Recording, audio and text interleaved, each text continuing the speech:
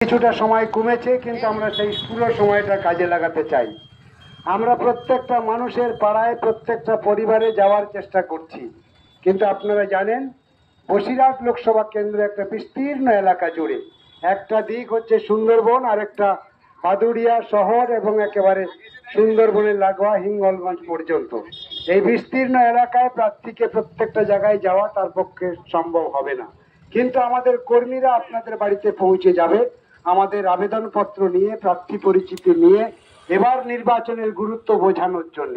আপনারা জানেন যে এবার দেশের নির্বাচন, এই দেশের নির্বাচনের রায় দেশের মানুষ কার দিকে দেবে, এটাই হচ্ছে সবচেয়ে গুরুত্বপূর্ণ বিষয়।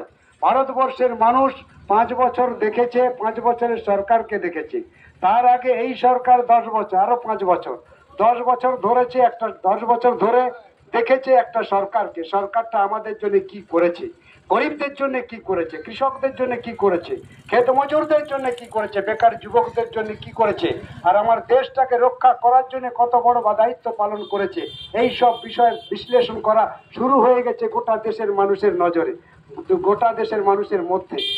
সুতরাং ভোট যুদ্ধ শুরু হয়েছে, ইতিমধ্যে ভোট শুরু হয়েছে, ভোট হচ্ছে, ইতিমধ্যে প্রায় 190টা আসনে ভোট হয়ে গেছে।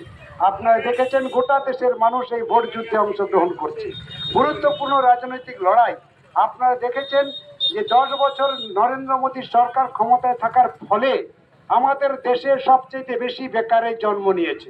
আমাদের দেশে এই 10 বছরের মধ্যে সবচেয়ে বেশি কৃষক আত্মহত্যা করেছে। আমাদের দেশে এই 10 বছরের মধ্যে সবচেয়ে বেশি গ্রামের ছেলেমেয়েরা ড্রপ আউট হয়েছে, ড্রপ আউটের সংখ্যা বেড়েছে। অসংখ্য স্কুল বন্ধ হয়েছে এই 10 বছরের মধ্যে। আমাদের দেশের সার্বভৌমত্ব, আমাদের দেশের সংবিধান, আমাদের দেশের কৃষ্টি, কালচার, সংস্কৃতি, আমাদের দেশের ইতিহাস, ভূগোল সব পাল্টে দিতে চাইছে দিল্লিতে যারা আছে তারা। আপনারাই ঠিক করবেন আপনার দেশের ভূগোল ইতিহাস পাল্টাবেন না ধরে রাখবেন, আপনার সংবিধান রক্ষা করবেন নাকি সংবিধান যেভাবে বিকৃতি হচ্ছে সেটাকে হতে দেবেন। তার গুরু দায়িত্ব আপনাদেরকেই পালন করতে হবে। এবারে নির্বাচনে গোটা দেশের মানুষকে সেই দায়িত্ব পালন করতে হবে। আমরা এই সময়ে দাঁড়িয়ে আপনাদের হয়ে বামপন্থীরা, কমিউনিস্ট পার্টি সবচেয়ে বড় দায়িত্ব পালন করার চেষ্টা করছি। আপনারা দেখেছেন দেশের যখন সংবিধান ভুলণ্ঠিত হচ্ছে, আমাদের পার্টির কমরেড সীতারাম ইয়েচুরি তার নিজের পার্টির কাজ বাদ দিয়ে গোটা দেশে ঘুরে বেড়িয়ে বিজেপি বিরোধী সব শক্তিকে ঐক্যবদ্ধ করার চেষ্টা করেছে। এটাই হচ্ছে ইতিহাস, এটাই হচ্ছে ইতিহাস। লিখে রাখুন। আমরা কতজন জিতবো কি জিতবো সেটা বড় কথা নয়, কিন্তু দেশটা যখন বিপদে, দেশের মানুষ যখন বিপদে, দেশের সংবিধান যখন বিপদে, যে দেশের সংস্কৃতি যখন বিপদের মধ্যে, সেই সময় কমিউনিস্ট পার্টিরা কখনো থেমে থাকতে পারে না। তাই কমিউনিস্ট পার্টির নেতা হয়ে গোটা দেশের বিরোধী শক্তিগুলোকে ঐক্যবদ্ধ করার চেষ্টা করেছে। এটাই হচ্ছে ইতিহাস। আগামী দিন ইতিহাস হবে, ইতিহাস রচিত হবে। কারণ এবার যে নির্বাচন হচ্ছে, এই নির্বাচন দেশ স্বাধীন হওয়ার পর হয়নি। এর আগে যতবার নির্বাচন হয়েছে, 17তম লোকসভার নির্বাচনে ভোট দিয়েছেন আপনারা, তার এজেন্ডা ছিল আলাদা, তার আলোচ্য বিষয় ছিল আলাদা, তার ইস্যু ছিল আলাদা। তখনকার এজেন্ডা ছিল বেকারদের কাজ দিতে হবে, তখনকার এজেন্ডা ছিল কৃষি রক্ষা করতে হবে, কৃষককে বাঁচাতে হবে, তখনকার রক্ষা ছিল দেশের সম্পদ রক্ষা করতে হবে। অনেক ইস্যু ছিল, কিন্তু এই ইস্যুগুলো ছিল না। সংবিধান রক্ষা করার ইস্যু কোনোদিনের জন্য দেশ স্বাধীন হওয়ার পর আসেনি। এই প্রথম এসেছে এই নির্বাচনে একটা এজেন্ডা। সংবিধান ভুলণ্ঠিত হচ্ছে। সংবিধান যদি ভুলণ্ঠিত হয়, তাহলে ভারতবর্ষ যে যুক্তরাষ্ট্র কাঠামো, তার কোনো অস্তিত্ব থাকে না। পৃথিবীর মধ্যে একমাত্র দেশ ভারতবর্ষ, যে ভারতবর্ষের দেশের পৃথিবীর যে কোনো প্রান্তের যে কোনো দেশের লোক আমাদের দেশে এসে বসবাস করার অধিকার রাখে। এই রকম দেশ আর কোথাও নেই। সেই দেশের সংবিধান, সেই দেশের সংবিধান যখন ভুলণ্ঠিত হয়, সেই দেশের সংবিধান নিয়ে যখন প্রশ্ন ওঠে, সেই দেশের সংস্কৃতি, কৃষ্টি, কালচার, ভূগোল, ইতিহাস নিয়ে যখন প্রশ্ন ওঠে, তখন দেশের মানুষকে মাঝে মাঝে দায়িত্ব নিতে হয়। সেই নির্বাচন আজকের, এই এজেন্ডা এসেছে আজকের। আপনাদেরকে ঠিক করতে হবে আপনারা কার পক্ষে থাকবেন। আপনারা তৃণমূলকে জেতাবেন নাকি বিজেপিকে জেতাবেন। আমি তৃণমূলের কথা বললাম এই জন্যই, তৃণমূল দিল্লিতে যেতে পারবে না ঠিকই, কিন্তু আপনারা দেখেছেন তৃণমূল বিজেপি কিভাবে এক সূত্রে একসঙ্গে কাজ করার চেষ্টা করেছে। আপনার দেশে যখন কৃষক বিরোধী বিল আসছে, তখন তৃণমূলের এমপিরা পার্লামেন্টের বাইরে অবস্থান ধর্মঘট করছে। আপনার দেশে যখন বিদ্যুৎ বিল আসছে, যা জনস্বার্থ বিরোধী, তার বিরুদ্ধে লড়াই সংগ্রাম করা দরকার ছিল, সেই সময় আমরা দেখেছি তৃণমূল তৃণমূলের এমপিদেরকে পার্লামেন্টের বাইরে অবস্থান করতে।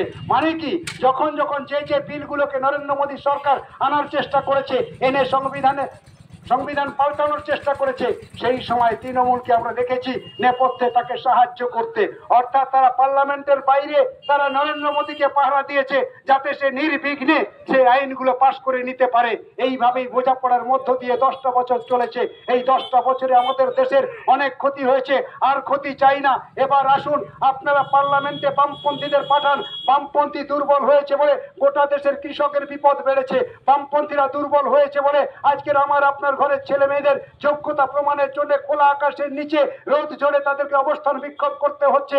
আজকের বামপন্থীরা দুর্বল বলে আজকের যাদের চাকরি পাওয়ার কথা নয় তাদের কাছ থেকে টাকা নিয়ে চাকরি দেওয়া হচ্ছে। বামপন্থা শক্তিশালী ছিল যতদিন, ততদিন এই দুর্নীতি ছিল না।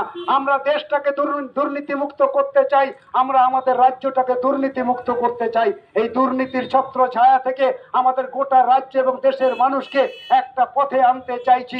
আপনারা সকলে ভালো থাকবেন। এবার নির্বাচনে আপনার মতামত অত্যন্ত গুরুত্বপূর্ণ, তাই আপনার ভোট আপনার মতন করে দিন। এবার আর ওরা ভোট লুট করতে পারবে না, এবার সেই শক্তি ওদের নেই। গোটা রাজ্য জুড়ে লাল ঝড় যেভাবে উঠেছে, গোটা রাজ্য জুড়ে গরিব মানুষ যেভাবে ঐক্যবদ্ধ হয়েছে, সেই ঐক্যবদ্ধ মানুষের কাছে ওদের যে লুটতরাজ করার যে বাহিনী, সে বাহিনী আস্তে আস্তে করে দুর্বল হয়ে যাচ্ছে। আপনার ভোট আপনি দিতে পারবেন। আমরা চাপ তৈরি করছি নির্বাচন কমিশনের কাছে। আপনার ভোট দেওয়ানোর দায়িত্ব হচ্ছে নির্বাচন কমিশনের। সেই ভোট যদি নির্বাচন কমিশন দেওয়াতে না পারে, দায় থাকবে নির্বাচন কমিশন। প্রত্যেকটা মানুষ যাতে ভোট দিতে পারে তার দায়িত্ব নিতে হবে নির্বাচন কমিশনকে। তাই আমরা আজকের এই পদযাত্রায় যাওয়ার পথে আপনাদের কাছে বিনয়ের সঙ্গে অনুরোধ করে যাচ্ছি, আপনারা লাল ঝান্ডাকে জেতান। লাল ঝান্ডা জিতলে আপনি ভালো থাকবেন। লাল ঝান্ডা জিতলে কৃষক আর আত্মহত্যা করবে না। লাল ঝান্ডা জিতলে আর একটি ছেলেও ড্রপ আউট হবে না। লাল ঝান্ডা জিতলে আমাদের রাজ্যের মা বোনেদের ইজ্জত নিয়ে কেউ খেলা করার সুযোগ পাবে না। লাল ঝান্ডা জিতলে গ্রামের গরিব কৃষক 100 দিনের কাজ কখনো বন্ধ হবে না। লাল ঝান্ডা জিতলে ওরা যেটা বলছে লক্ষ্মী ভান্ডার বন্ধ হয়ে যাবে, সম্পূর্ণ অসত্য কথা বলছে। এই নির্বাচনে লক্ষ্মী ভান্ডারের কোনো সম্পর্ক নেই। এই নির্বাচনে লাল ঝান্ডা জিতলেও লক্ষ্মী ভান্ডার বন্ধ হবে না, হারলেও লক্ষ্মী ভান্ডার বন্ধ হবে না। লক্ষ্মী ভান্ডার বন্ধ হবে দিদিমণির স্বপ্নের উপরে। উনি যদি মনে করেন বন্ধ করবেন তাহলে বন্ধ হবে, আর যদি মনে করেন চালাবেন তাহলে চলতে থাকবে। সেই জন্য এই নির্বাচনে ওটা কখনো ইস্যু নয়। ইস্যু হচ্ছে দেশ রক্ষার ইস্যু, দেশ রক্ষার ইস্যু, সংবিধান রক্ষার ইস্যু।